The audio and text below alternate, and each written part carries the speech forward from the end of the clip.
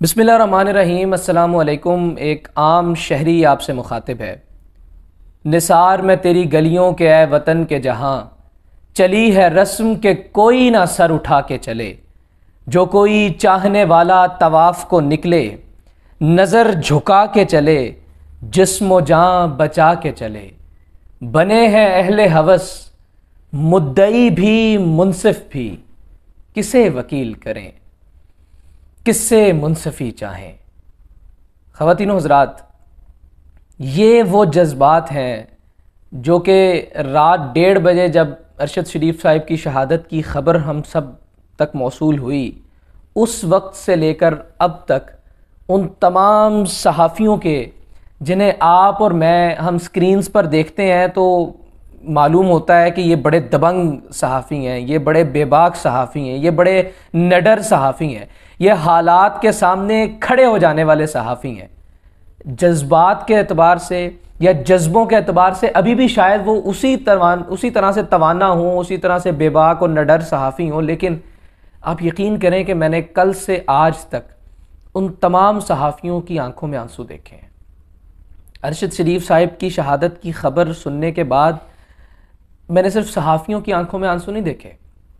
میں نے کوریج کرتے ہوئے تمام عام شہریوں کی آنکھوں میں بھی آنسو دیکھے ہیں۔ ان تمام عام شہریوں کا بھی یہی کہنا تھا کہ ہم بھی محفوظ نہیں ہیں۔ آپ بطور صحافی کہتے ہیں کہ ہم محفوظ نہیں ہیں، ہم عام شہری بھی محفوظ نہیں ہیں، لیکن سلام ہے اس ماں کو جس کے جذبے ابھی بھی سلامت ہیں، جس کے جذبے ابھی بھی آسمانوں کو چھو رہے ہیں، جس کے حوصلے ابھی بھی مثل شاہین آسمانوں کے ساتھ ٹکرا رہے ہیں، ابھی بھی وہ آسمان کی جانب، فلک کی جانب نگاہیں بلند کر کے مکمل حوصلے، عزم اور یقین کے ساتھ خدا سے مخاطب ہو کر یہی کہہ رہی ہے کہ یہ بیٹے جو میں نے وطن کی راہ میں، اسلام کی راہ میں، حق کی راہ میں قربان کر دیے ہیں، اگر اور ہوتے تو اور بھی قربان کر دیتی۔ سابق وزیر اعظم عمران خان صاحب جب ملاقات کے لیے گئے ارشد شریف صاحب کی والدہ کے پاس تو ان کے الفاظ یقین کیجئے ایک ماں کے بلند حوصلہ ہونے کی نشانی تھے۔ وہ ڈیزرو کرتی تھی کہ وہ ایک شہید کی والدہ بنے، وہ ڈیزرو کرتی تھی کہ وہ ایک شہید کی بیگم ہوں۔ آپ سب جانتے ہیں کہ ایک نیول کمانڈر تھے ان کے شوہر، جو کہ ہارٹ اٹیک کی وجہ سے فوت ہو گئے، اور جس وقت یہ خبر سن کر ارشد شریف صاحب کے بڑے بھائی اور اس بلند حوصلہ ماں کے بڑا بیٹا، جس وقت جو کہ آرمی میں میجر ڈاکٹر تھا، وہ جس وقت واپس آ رہا تھا تو راستے میں ایک ایکسیڈنٹ کے نتیجے میں وہ بھی شہید ہو گئے۔ ارشد شریف صاحب نے 2 لاشیں اپنے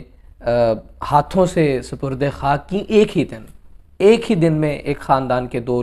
لال شہید ہو گئے، اور اب ارشد شریف صاحب خود بھی جام شہادت انہوں نے نوش کیا۔ اور جس وقت سابق وزیر اعظم عمران خان صاحب ان کے گھر تعزیت کے لیے گئے تو انہوں نے دیوار پر لگے وہ تمام تمغے دکھائے، انہوں نے بتایا کہ یہ current affair host of the year کا ایوارڈ ہے، یہ ستارہ امتیاز کا ایوارڈ ہے جو کہ ارشد شریف صاحب کو ملا تھا، یہ فلاں تمغہ ہے، یہ فلاں تمغہ ہے، یہ میرے بڑے بیٹے کا تمغہ ہے، یہ میرے شوہر کے تمغے ہیں۔ اور انہوں نے کہا کہ آج بھی پاکستان کے لیے عمران بے شمار مائیں اپنے لال قربان کرنے کے لیے تیار ہیں، آج بھی پاکستان پر مر مٹنے کے لیے ہم جیسی مائیں اپنے سپوت لے کر بیٹھی ہوئی ہیں کہ وہ آج بھی قربان کر دیں، لیکن اب آپ کے اوپر یہ ذمہ داری ہے عمران کہ آپ ان ماؤں کے حوصلوں کا، ان ماؤں کے بھرم کا کیا خیال کرتے ہیں۔ سلام ہے ایسی ماں کو، اور ایسی مائیں ڈیزرو کرتی ہیں، آپ یقین کیجئے، کہ ان کے بیٹے شہید ہوں۔ شہید کی ماؤں کے جو حوصلے ہوتے ہیں وہ حوصلہ ہے ان کے اندر، لیکن ان کی وہ جو ایک ویڈیو بھی اس وقت منظر عام پر آئی ہوئی ہے جس کے اندر وہ رو رہی ہیں یا جس کے اندر وہ غمزدہ ہیں،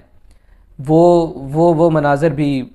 دل چیر دینے والے مناظر ہیں، لٹرلی دل چیر دینے والے مناظر ہیں۔ لیکن ابھی ساتھ ہی ساتھ ایک اور بھی جو اہم ڈیولپمنٹس ہوئی ہیں اس حوالے سے، وہ بھی میں آپ سب کے گوش گزار کرنا چاہتا ہوں۔ ان کے بیٹے جو کہ بیرون ملک مقیم تھے وہ واپس آئیں گے، تقریباً بدھ کو پہنچیں گے یہاں پر، اور پھر جمعرات کو انشاءاللہ العزیز جنازہ اور پھر تدفین کے تمام تر مراحل بڑے وقار، بڑے اعزاز کے ساتھ انشاءاللہ العزیز اپنے انجام کو پہنچیں گے۔ اس وقت جب میں یہ پروگرام ریکارڈ کروا رہا ہوں تو اطلاعات یہ ہیں